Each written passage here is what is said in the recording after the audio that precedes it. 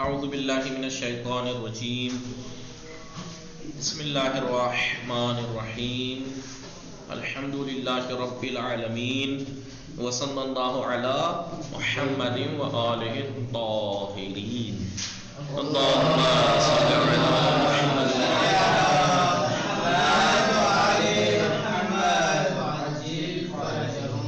السلام علیکم ورحمۃ اللہ وبرکاتہ۔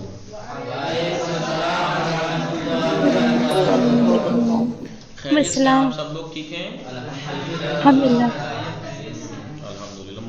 موجودہ حضرات آپ ٹھیک ہیں اور آن لائن آپ لوگ موجود ہیں؟ ٹھیک ہیں آپ لوگ سب؟ جی آپ ہماری گفتگو جو اس گھنٹے میں ہوتی ہے وہ تاریخ کے بارے میں ہوتی ہے۔ تاریخ بک کا نام ہے پیغمبر اسلام۔ جی اس کے 5ویں درس تک بات پہنچی ہے۔ پچھلے درس میں آپ نے پڑھا تھا کہ پچھلے کچھ درسوں میں ہم نے کیا پڑھا؟ پہلے پیغمبر کی زندگی پیدائش سے بعثت تک، پھر ایک درس میں ہم نے بعثت یعنی 40 سال کی عمر میں جب بعثت ہوئی اس کے بارے میں پڑھا، پھر اگلے درس میں قرآن کے بارے میں پڑھا کہ قرآن جب نازل ہو، آیتیں شروع کی نازل ہوئی تو پھر جو نازل ہوتی رہتی تھی 40 سال کے عمر سے لے کر 63 تک یعنی 23 سال کی مدت میں وقت بے وقت مناسبتوں سے آیتیں سورے نازل ہوتے تھے، ان کو حفاظت کے لیے بچانے کے لیے آپ نے کیا اقدامات کیے۔ آج جو ہے وہ قرآن کی قرآن کو جمع، جیسے پچھلے درس میں اشارہ ہوا کہ پیغمبر نے جمع آیتیں لکھوا کے رکھتے تھے، سورے لکھوا کے اپنے پاس رکھتے تھے، لوگ اپنے پاس بھی ایک نسخہ چاپ لکھ کر رکھتے تھے۔ اب اسی کے بارے میں قرآن کی جمع اور تالیف، جیسا کہ پہلے بھی بیان ہو چکا ہے، ابھی پچھلے درس میں بیان ہوا تھا نہیں؟ کیا بیان ہوتا کہ 40 سال کی جب آپ کی عمر ہوئی تو بعثت یعنی فرشتہ سامنے سے آپ کے آیا اور آپ کو بشارت دی بعثت کی کہ نبوت کے اعلان کی۔ پھر میں نے آپ کو یاد ہے تو بتایا تھا کہ جب آپ کو بتایا کہ تو اس کے بعد فوراً آپ نے دنیا کو نہیں بتا کے مطلب وہ کرنا شروع کیا تھا، بلکہ شروع کے 3 سال 40 سے 43 تک آپ کی دعوت مخفی طور پر تھی، لوگوں کو مخفی طور پر، خاص افراد کو آپ نصیحت و تبلیغ کرتے، انہیں پہلے سے آمادہ کرتے تھے۔ لہٰذا جو پہلی 5 آیتیں نازل ہوئی اس کے بعد 3 سال تک آیت نازل نہیں ہوئی، بس 3 سال کے بعد جو آیت نازل ہوئی فَاصْدَعْ مَا تُؤْمَرُ، جو آپ کو حکم دے دیا گیا ہے وہ کھل کے انجام دیجیے۔ پھر اس کے بعد وَانذِرْ عَشِيرَتَكَ الْأَقْرَبِينَ، اپنے رشتہ داروں کو ڈرائیے۔ جی تو پھر آپ نے دعوت ذو العشیرہ کا انتظام کیا تھا اپنے رشتہ داروں کو جمع کر کے۔ جی وہ واقعہ پورا آپ کو معلوم ہے، دعوت ذو العشیرہ والا۔ ٹھیک ہے، لوگ کہتے ہیں کہ نبی نے اپنی زندگی میں کوئی خلیفہ جانشین بنایا ہی نہیں تھا، اس لیے ہم نے بنا لیا۔ جی ہمارے استاد فرماتے ہیں اللہ ان کو عمر طولانی عطا فرمائے۔ عید غدیر تو پورا ثبوت ہے، تب بھی تو بلا کے بیٹھے تو عید کیا غدیر تو آخری ہے نا، عید غدیر تو بالکل زندگی کا آخری۔ چلیے اتنا بڑا پروگرام انتظام کیا تو ایسا نہیں ہے کہ اچانک سے، کہ آپ کو کیا لگتا ہے مولا کائنات کی ولایت و خلافت کا اعلان بس غدیر میں کیا تھا؟ نہیں آگا، شروع سے بتا نہیں آگا، اس سے پہلے بھی دعوت ذو العشیرہ یعنی نبوت کا اعلان، جب لوگوں کو بتایا کہ میں نبی ہوں تبھی یہ بھی بتایا کہ میرے بعد کون ہوگا، یاد ہے دعوت ذو العشیرہ؟ جی آگا، کہ لوگ جب ابھی کی بات سارے خاندان والے جمع ہو گئے کھانے پہ، کھانا کھا لیا تو آپ نے کیا کہا کہ میں نبی ہوں اور میں اس کام کے لیے آیا ہوں، آپ میں سے کون ہے جو میری اس کام میں مدد کرے گا، اور میرا خلیفہ اور میرا جانشین ہوگا میرے بعد۔ تو نبی نے، ہمارے استاد کہتے ہیں کہ نبی نے جس دن یہ بتایا کہ میں نبی ہوں، اسی دن یہ بھی بتا دیا تھا کہ میرے بعد کون ہوگا۔ جی اور پھر آپ دیکھ لیجئے روایات میں آیت تطہیر نازل ہوئی تھی، جب آیت تطہیر جب نازل ہوئی تھی اس کے بعد پڑھ کے دیکھیے کہ رسول اکرم کم سے کم روایت 40 دن کی ہے، کچھ روایتیں کہتی ہیں 4 مہینے، کچھ روایتیں کہتی ہیں 6 مہینے، کچھ روایتیں کہتی ہیں 10 مہینے۔ 10 مہینے تک رسول اکرم اٹھ کر صبح کی نماز جب پڑھنے جاتے تھے تو مسجد جانے سے پہلے اپنے اصحاب کے ساتھ جاتے تھے، تو اصحاب سارے پیچھے پیچھے، آپ آگے آگے، ایک دروازے پر ٹیک لگاتے تھے دونوں ہاتھوں سے اور جھانک کے کہتے تھے السلام علیکم یا اہل بیت النبوہ، میری بیٹی تجھ پہ سلام، میرے داماد تجھ پہ سلام۔ کیا کہا؟ عہدے سے خطاب کر کے کہتے تھے. اب یہ بتائیے کہ اگر ہم سب سے چھوٹی روایت بھی مان لیں 40 دن والی کہ 40 دن تک ایک دروازے پہ آپ اگر دونوں وہ ہاتھ تھا ٹیک کے. ابھی، جی اگر سوری ابھی کی بات کر رہے تھے، ادھر کی نہیں تھے. جی اگر آپ صحیح کہہ رہے ہیں، ہم ابھی کی بات کر رہے تھے. جی.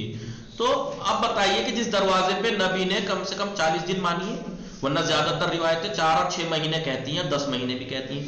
6 مہینے جس چلی درمیانی مان لیجیے، نہ 10 مانیے نا 6 مہینے آپ نے نماز میں جانے سے پہلے دروازے پر آئے تطہیر نازل ہونے کے بعد سلام کیسے کرتے تھے؟ خطاب کر کے، تاکہ اور کسے لوگ نہیں دیکھتے تھے کیا؟ اصحاب ساتھ نہیں ہوتے تھے کیا؟ انہوں نے نہیں دیکھا؟ آنکھوں پہ پٹی بن گئی تھی، کان بہرے ہو گئے تھے؟ رسول کیا کہتے تھے؟ السلام علیکم یا اہل بیت النبوۃ، نبوت کے اہل بیت آپ پر سلام. آج دنیا جو اٹھ کے یا بہت سے لوگ کہہ دیتے ہیں اہل بیت سے مراد فلاں ہے اور فلاں ہے اور فلاں ہے، تو کس کے گھر پہ جا کے سلام کرتے تھے؟ خطاب نبوت کے گھر والوں. یوں نہیں کہا کہ میرے بیٹی داماد، نبوت عہدے سے خطاب کر کے. اور پھر سلام کرنے کے بعد اصحاب سے پلٹ کے کیا کہتے تھے؟ کہ میرے بعد دین تمہیں یہاں سے اس دروازے سے ملے گا، میرے بعد اس دروازے سے تمہیں دین ملے گا. جس گھر کا اتنا اہتمام انتظام کیا ہو اس ہے اور بتا دیا ہو زندگی کے ہر لمحے ہر پہلو وقت بے وقت آپ مولا کائنات کی خلافت کا بتاتے رہتے تھے لوگوں کو، اور آج کوئی اٹھ کے یہ کہے کہ نہیں بنایا تھا خلیفہ؟ شرم نہیں آ رہی اس انسان کو؟ صحیح تو آ گیا. جس دن لوگوں کو یہ بتایا میں نبی ہوں، اس دن یہ بھی بتا دیا میرے پاس کون جانشین ہوگا. مولا کائنات 10 سال کے تھے نا اس وقت؟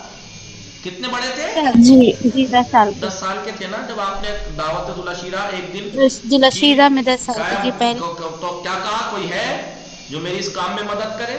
جو مدد کرے گا مولا میرا خلیفہ کائنات، جانشین ہوگا. کوئی نہیں کھڑا ہوا. مولا بڑے بڑے کائنات. سے بڑے بیٹھے تھے وہاں. جی ایک سے ایک بیٹھا تھا اس دعوت میں اس خاندان والوں میں سے جنہوں نے بعد میں دشمنی کی ابو جہل جیسوں نے. کوئی تو کھڑا ہو جاتا کہ میں کروں گا تو خلیفہ پہلے ہی بن جاتا. لیکن 10 سال کے مولا کائنات کھڑے ہوئے، لیکن آپ نے کندھے پہ ہاتھ رکھ کے انہیں بٹھا دیا. جی پھر کافی لوگوں نے جادوگر کہہ کے اور کیا کہہ کے وہاں سے بھاگ گئے. آپ کا پیغام نہیں، جی پہلے 3 دن تو بار آپ نے کہا جب گیا. بتایا تو بھاگ گئے. پھر اگلے دن دعوت کا انتظام کیا، پھر آپ کا بات سنے بغیر پھر بھاگ گئے جادوگر کہہ کے، یہ کہہ کے وہ کہہ کے. تیسرے دن جب آپ نے انتظار کیا تو جناب ابو طالب کھڑے ہو گئے. ہل مت جانا کوئی. جی جی اور آج جناب ابو طالب کو لوگ کہتے ہیں اس کلمہ نہیں پڑھا تھا، ذلیل لوگ. جی بے غیرتی کی حد ہوتی ہے. آگے جہنمی ہے زیادہ تر. اسلام لانے کا مطلب کیا ہوتا ہے؟ نبوت کا اقرار نہیں ہے کہ میرا بھتیجا بیٹا کیا کہہ رہا ہے سن لو ذرا. ہل مت جانا کوئی. تو جب دیکھا جناب ابو طالب کھڑے پھر کوئی نہیں ہلا. پھر آپ نے کہا کہ میں نبی ہوں اور یہ ہوں اور وہ ہوں، جو بھی میری مدد کرے گا نصرت و یاری کرے گا وہ میرے بعد. تو مولا کائنات کھڑے ہوئے، آپ نے بٹھا دیا. پھر آپ نے دہرائی بات، پھر کوئی کھڑا نہیں ہوا. پھر مولا کائنات کھڑے ہوئے. پھر تیسری دفعہ بھی جب یہ بات ہوئی پھر آپ نے کہا کہ پوری عربی عبارت ہے، آپ روایت ہے پوری. تب آپ نے کہا میرے بعد علی میرے خلیفہ اور جانشین ہوں گے تمہارے درمیان. تو کچھ لوگوں نے کیا مذاق بنائی؟ جناب ابو طالب کو چھیڑا کچھ لوگوں نے. کسے؟ جناب ابو طالب کو چھیڑا کہ دیکھو ابو طالب تمہارا بھتیجا تمہارے بیٹے کی تمہیں اطاعت کرنے کا حکم دے رہا ہے. جی جی ہاں. کہ وہ 10 سال کا بچہ اس کی اطاعت کا حکم دے رہے ہیں تمہیں، دیکھ لو. تو جناب ابو طالب کا ایمان کو کوئی پہنچ سکتا ہے؟ لہذا جس دن آپ نے یہ ضروری سمجھا لوگوں کو بتانا کہ میں نبی ہوں، اسی دن آپ نے خلیفہ جانشین بھی بتا دیا تھا. یہ لوگوں کی ایمان، یہ لوگ منافق تھے. آپ بتائیے جب ابتدائی اسلام میں جب اسلام آیا تھا 2 ہی تو لوگ تھے، یا تو مومن تھے یا منافق تھے. جی جی یا ہاں. مومن تھے یا منافق. جو مومن تھے بعد میں وہی اسی مولا کائنات کے زمانے میں ہی، رسول اکرم کے زمانے میں ہی شیعہ تو علی ابن ابی طالب علی کے شیعہ کہلانے لگے تھے. جناب قمبر، جناب سلمان، جناب مقداد، یہ وغیرہ. تو ایک مومن گروپ تھا، ایک منافق تھا جو ظاہری میں اسلام لے آئے تھے لیکن ڈر سے لائے تھے. کچھ جو ہے وہ حکومت کے لالچ میں کہ ہمیں حکومت ملے گی، یہ ہوگا وہ ہوگا، اس لیے لائے تھے. تو اب یا تو مومن تھے یا منافق تھے. آج جو ہے کہاں ہے وہ منافق؟ आज कहाँ है क्या मुनाफिक? अगर शिया सुन्नी तो मुनाफिक था या मोमिन था फिरका? दो ही दिन तो थे, मोमिन था। आप कहीं मुनाफिक का नाम सुनते हो कहीं? कहीं नहीं। उन्होंने कुछ और नाम दे के अपने ऊपर लिबादा उड़ा चादर दिया डाल है, दिए, छिपाने की छुपा कोशिश की दिया। है जी। लिहाजा जिस दिन आपने ये जरूरी समझा था उस दिन बताया था, और एक बार नहीं बताया था, पहले दिन से लेके अपनी जिंदगी का आखिरी हिस्से तक। वो तो गदीर में तो खुल्ला बाकायदा मजमा इकट्ठा करके पूरे प्रोग्राम के तहत बताया था, वरना जी, वक्त में छोरा तो भी किसी राजी। कुछ असाब के सामने, इनके सामने, उनके सामने सब बताते रहते थे वक्त बे वक्त। और ना ये कि मौलाए कायनात के बारे में, बाद में इमाम हसन इमाम हुसैन का भी बताते रहते थे, और ये तक बताते थे कि इमाम हुसैन की नस्ल से इतने आएंगे, सब बताते थे सब। हाजा हुसैन फारिफू हो, क्या है मतलब? क्या लोग जानते नहीं थे कि ये हुसैन है, आपके नवासे हैं? लोग जानते नहीं थे क्या? जो आप बार बार अगर मस्जिद में आ जाते थे तो खुतबा देते हुए मिंबर से उतर जाते थे, जी, उतर के नमाज आपको उठा के लोग गोद में, छोटे से इमाम को छोटे से और गोद में बिठा के कहाँ ले जाते थे? मिंबर के ऊपर ले जाते थे, गोद में बिठाते थे, फिर कहते थे हाजा हुसैन फारिफू हो। सब असाब का मजमा था मस्जिद में। क्यों कहते थे आप हाजा हुसैन फारिफू हो, ये हुसैन है पहचान लो? क्या लोग जानते नहीं थे कि ये आपके नवासे हैं, अली और जहरा के बेटे हैं? क्या लोगों को पता नहीं था? या रसूल कुछ और बताना चाह रहे थे? कुछ और बताते थे। जी, ख्याल रखना, इसे अजियत न देना, ये हुसैन है, ये इमाम है, इताअत करना। इतना कुछ एहतमाम जिन्होंने इस रसूल ने जब किया हो जिंदगी में, उसके बाद आके कोई ये कहे कि जी खलीफा नहीं बनाया था इसलिए लोगों ने बना लिया। तो जरा अदालत से, इंसाफ से तो काम लीजिए। इंसानियत भी मारी गई क्या? आइए, कुरान की जाम और तालीम, जैसा कि पहले भी। और ये क्या था फिर गदीर में, क्या था? बखिन बखिन लगा ये अपना भी तालीम। अगर मुबारकबाद भी दे रहे ये हैं, देखने मुबारकबाद का देने का क्या मतलब था? क्या आप क्या कहा था? सिरता आप मौलल मोमिनीन, वो क्या था? मौलाई व मौलल मोमिनीन, कि आप मोमिनीन के और मेरे भी मौला बन गए, जी, मोमिनीन के भी मेरे भी। इसका मतलब क्या हुआ? मोमिनीन अलग है, मैं अलग हूं, मेरे भी बन गए। तो ये मुबारकबाद मौलाए कायनात गदीर का ऐलान करने के बाद फौरन थोड़े निकल गए थे, 3 दिन तक रोका था, अगर कुरान और की सूरह एक अलग खेमा लगवा के मौलाए कायनात को बिठाया था, लोगों से कहा कि आके बैत करो। सबसे बैत करवाई थी जी, सबसे बैत करवाई थी जी, आगा जी जी। और जी। अगर और उस पे एक पत्थर भी तो नाजिल हुआ था हारिस पे, जिसमें वो हारिस दिख बिन गया था नोमान फहरी, कि आज सुबह अगर ही तो उसका ये जिक्र पूरी चल रहा दलीलें था। मौजूद है, फिर भी अंधे हैं, जी क्या जी करा जाए जी उनका। जी। आगा बहरहाल, नहीं अब्बास साहब आपके उस्ताद हैं? जी जी, हमने वहाँ 10 साल पढ़े हैं प्रिंसिपल से जी, 2000। बहुत चाहते हैं, बहुत मानते हैं नहीं अब्बास जी मौलाना नहीं अब्बास। जी जी। तो हारिस मौगावा बिन सादात। नोमान फहरी का भी वाक़या उसी में है कि जब आपने कहा, क्या कहा? जब ये आप पैगाम दिया आपने, ये क्या मैं तुम्हारे नफ्स और किस जान पर तुमसे औला नहीं हूं? सबने कहा बिल्कुल औला है। कहा मैं तुम्हारी जानों पर तुमसे ज्यादा हक नहीं रखता? बिल्कुल, हमसे ज्यादा हक हमारी जानों पर आपका है। तो बस जिसका मैं मौला हूं, उसके जिस यानी जो जिस माना में मौला मैं तुम्हारा हूं, वहां पर जिसका मैं देखिए फा वर्ड इस्तेमाल किया, मन कुन तो मौला फा हाजा, वरना वह हाजा भी कह सकते थे। फा के माना बगैर किसी फासले और किसी उसके, फौरन मेरे पास, फौरन जैसा। जी और जिस माना में मैं मौला हूं, इकरार लेने का मतलब क्या था? पहले इकरार लिया ना लोगों से कि मैं तुम्हारे नफ्स, तुम्हारे जी माल, तुम्हारी जान पर तुमसे ज्यादा हक रखता हूं, उनके बिल्कुल रखते हैं और गदीर का तो बहुत बड़ा एहतमाम किया गया जी। था, पूरा हाँ, धूप में तो चलती उसके हुई बावजूद धूप। भी एक शख्स हारिस बिन नोमान फहरी बढ़ा और क्या कहा कि आपने आप नमाज अपने पढ़ने दाव को में कहा, सच्चे हमने हैं। नमाज पढ़ ली, पढ़ी। हम आपने कहा रोजे रखो, हमने रोजे भी रखे। आपने कहा हज करो, हमने जक़ात को काम, जक़ात भी, सब कुछ। इतना काफी नहीं था कि तुम अपने चचाजाद को हमारे सर पे बिठा रहे हो? ये पैगाम आप अपने पास से कह रहे हैं या ये ऊपर से है? अगर ये आपकी तरफ से है मैं नहीं मानूंगा, और अगर ये ऊपर से है तो कोई ऐसा असर दिखाओ, अल्लाह कहो कि मेरे ऊपर पत्थर गिरे ताकि पता लगे। तो अभी ये कह के घोड़े तक पहुंचा भी नहीं था, ऊपर से पत्थर गिरा, सर पे गिरा। निकला कहां से? जहां से चीजें निकलती हैं इंसान के, जी वहीं से निकला, मर गया वहीं। ठीक है की दलील है पूरी, तब भी नहीं मानते हो तो। जी, ठीक है। ٹھیک ہے دیکھیے.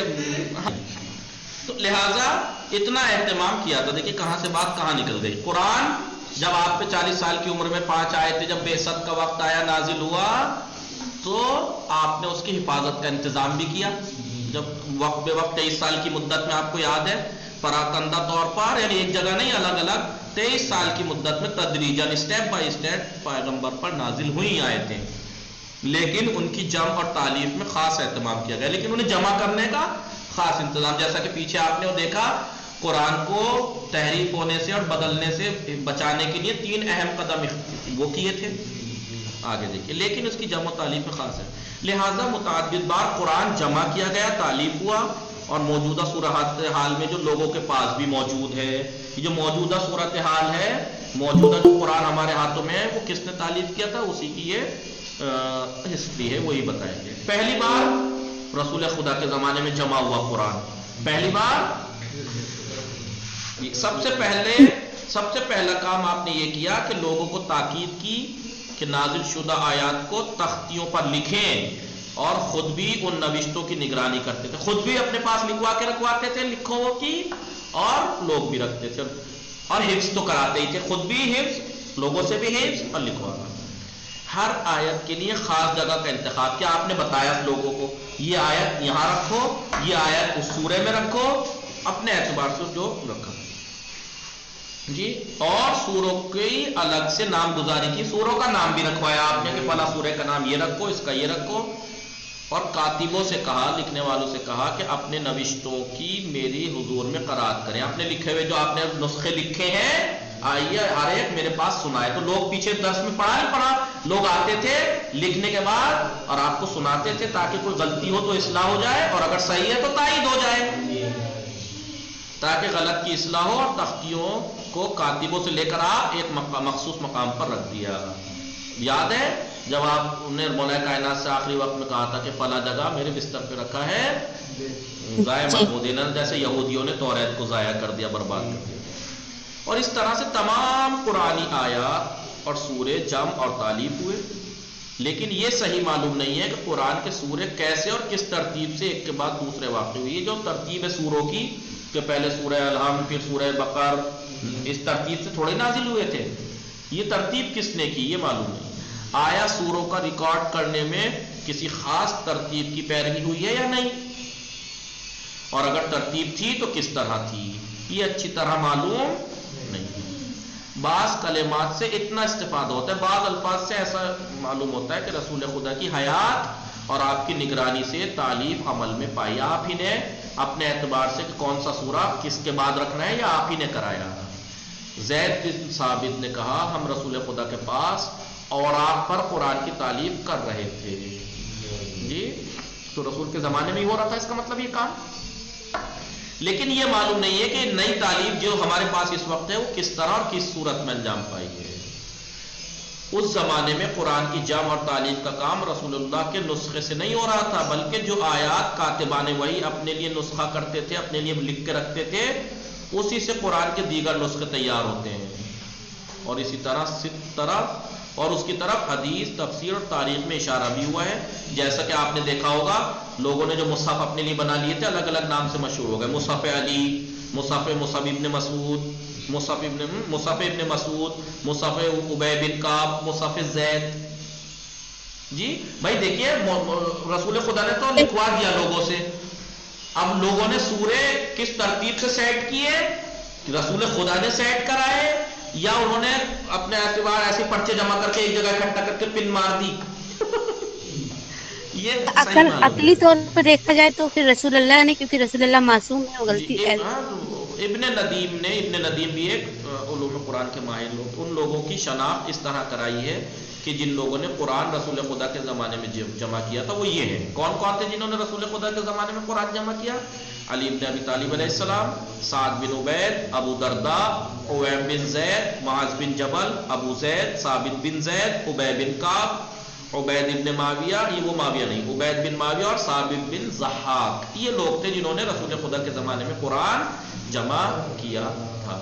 ان میں سے ہر ایک کے پاس ایک قرآن تھا جس میں تمام آیات اور سورے جمع تھے, لیکن اس میں 2 کمیاں تھیں, ان نسخوں میں 2 کمیاں. کیا پہلی بات تو یہ کہ کتاب کی شکل میں نہیں تھے، پرچے پرچے تھے، سمجھ لیجیے ایک طرح سے. دوسرے یہ کہ سورہ کے قبل اور بعد کے اعتبار سے بھی اختلاف ہے. مثلا کسی میں سورہ آل عمران پہلے بقرہ بعد میں، کسی میں ایسے. رسول خدا نے اس کے میں مثال دے رہا ہوں، یعنی جو دونوں ان کے نسخوں میں فرق تھا، سورہ آگے پیچھے، سورہ سیٹ تھے لیکن کون سا سورہ کس کے بعد ہے اس میں. باقی انشاءاللہ دیکھیے کل پڑھیں گے، ٹائم ہو گیا، 3 منٹ ایکسٹرا ہو گئے ہیں. وصلی اللہ علی محمد وآلہ الطاہرین.